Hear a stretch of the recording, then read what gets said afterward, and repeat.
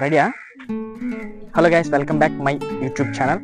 ఈరోజు నేను ఎక్కడ ఉండడం జరిగిందంటే మా విలేజ్ దగ్గరలో ఉన్న కోనమసిమనపాలెం అనే విలేజ్లో ఉండడం జరిగింది. అంటే విజయనగరం జిల్లా ఎల్కోట మండలం కోనమసిమనపాలెం అనే గ్రామంలో అయితే ఉండడం జరిగింది. నేను ఇక్కడికి ఎందుకు రావడం జరిగిందంటే మా మిత్రులు నన్ను ఇన్వైట్ చేశారనమాట వాళ్ళ ఊరికి. ఎందుకంటే ఈరోజు సాయంత్రం భారీ నుంచి అతి భారీ అణుపు కార్యక్రమం పెట్టుకోవడం జరిగింది వీళ్ళు ఇక్కడ. అంతేకాకుండా మధ్యాహ్నం పూట ఆఫ్టర్నూన్ 12:30-1 గంటలో స్టార్ట్ అవుతుందంట. అంటే అన్న సంతర్పణ కూడా పెట్టుకోవడం జరిగింది. అక్కడ ఎలా జరుగుతుంది ఏంటనేది ఒకసారి నాతో కూడా మీరు కూడా చూడడానికి అని చెప్పి నేను ఈ వీడియో తీయడం జరుగుతుంది.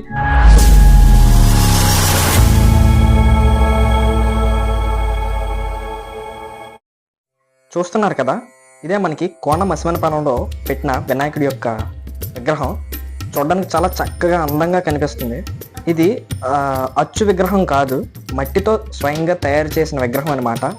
చాలా చోట్ల మీరు అచ్చు విగ్రహాలు చూడొచ్చు, కానీ ఇక్కడైతే మట్టితో తయారు చేసిన విగ్రహం చూడడానికి చాలా అందంగా కనిపిస్తుంది.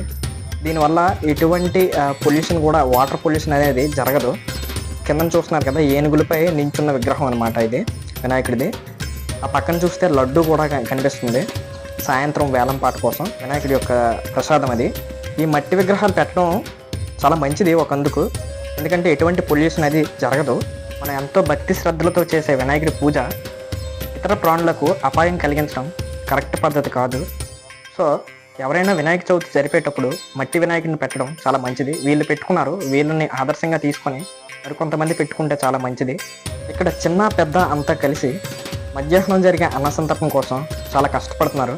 వాళ్ళని చూస్తుంటే నాకు చాలా సంతోషంగా ఉంది. ఎందుకంటే మా ఊర్లో మేము కూడా ఇలా చేసిన రోజులు ఉన్నాయి.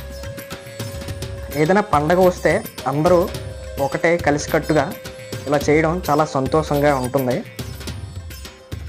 ఎందుకంటే ఇక్కడ ఎటువంటి చిన్న పెద్ద అని కానీ, లేకపోతే కుల కానీ, మత కానీ, ఎటువంటి విరుద్ధాలు కానీ, శత్రుత్వాలు కానీ ఉండవు ఎవరికి. అందరూ కలిసికట్టుగా పనులన్నీ చేసుకుంటారు. అది చాలా మంచిది, ఒక ఊరి ఐకమత్యాన్ని తెలియజేస్తుంది అలా చేసుకోవడం. ఇక్కడ చిన్నపిల్లలు పెద్దలు అందరూ కలిపి మంచి మంచి నృత్యాలు అవి చేసుకోవడం జరుగుతుంది. ఇక్కడ మిగిలిన కుర్రోళ్ళంతా కలిపి ఇలా టెంపుల్లో, అంటే వినాయకుడి దగ్గర ఏమేమి ఉండాలి ఏంటనేది వాళ్ళు చూసుకుంటున్నారు. చాలా బాగుంది చూడటానికి మొత్తం అంతా. మీరు కూడా చూశారు కదా, చాలా చక్కగా ఉంది. మన ఊర్లో కూడా చాలా జరుగుతూ ఉంటాయి ఈ విధంగానే. మా ఫ్రెండ్స్ నన్ను ఇన్వైట్ చేయడం వల్ల ఇక్కడికి వచ్చి చిన్న క్లిప్ తీయడం జరిగింది. ఈ క్లిప్ మీకు చూసి మీకు ఏ విధంగా అనిపించిందో కింద కామెంట్ రూపంలో పెట్టండి.